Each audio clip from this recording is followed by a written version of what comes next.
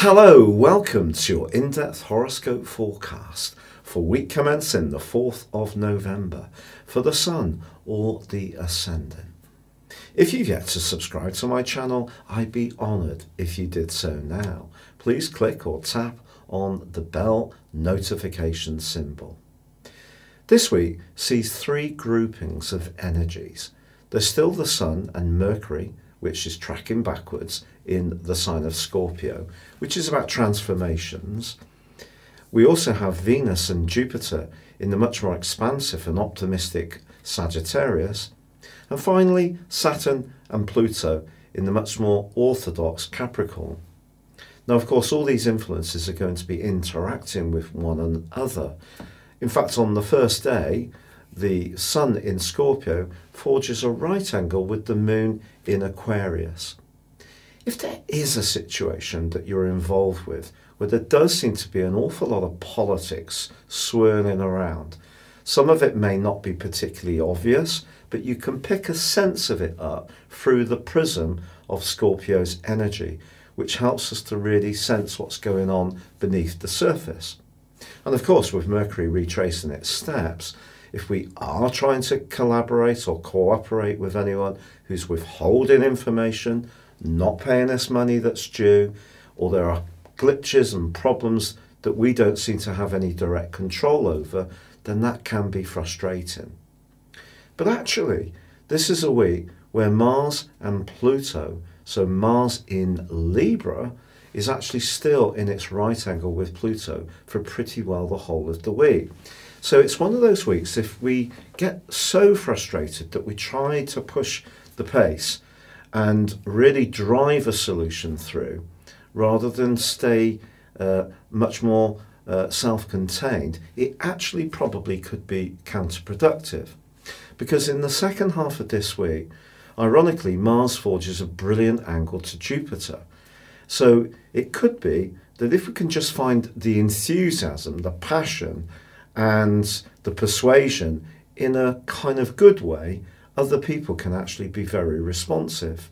And also the Sun forges a very stabilizing link to Saturn, which means that where we've put the hard work in, the application, and also the perspiration, we could see some very solid rewards starting to show themselves.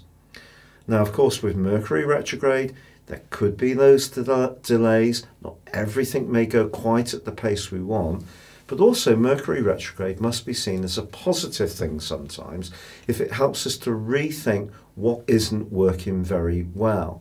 So that could be an option this week. So if there is a relationship, even with a financial institution where you don't really feel you're getting the best deal, change it. That could be a positive thing you can do with Mercury retrograde.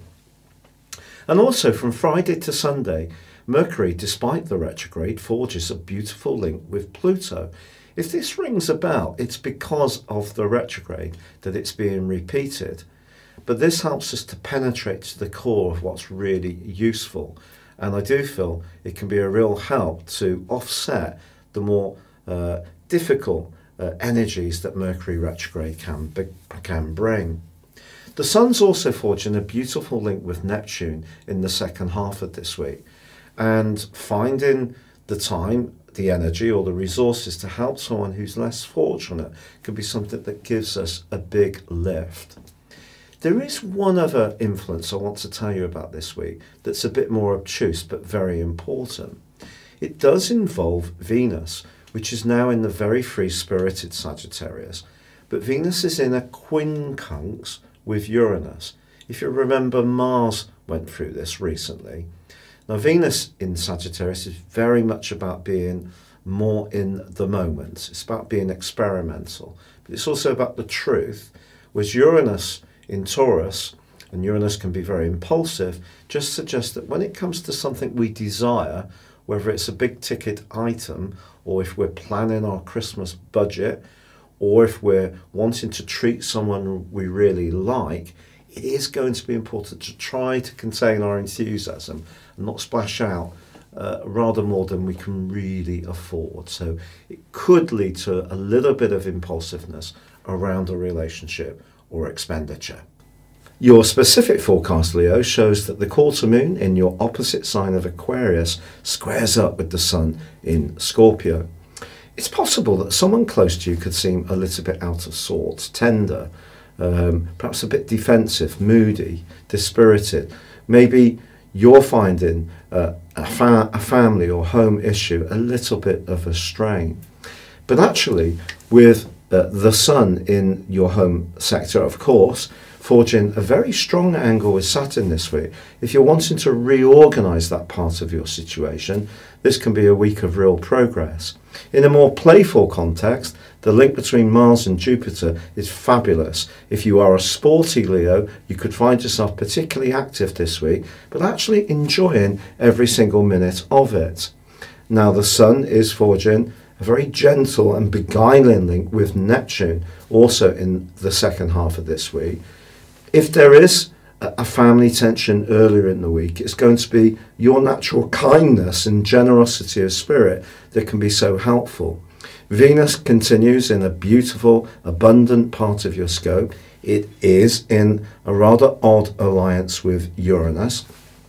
So it's possible that if a job opportunity comes up, it may be slightly different to what you're expecting, or the person that interviews you may seem to be a little bit unsettling, but try to keep an open mind, because the foundations of your world are being transformed, and the more open-minded you can be, the better.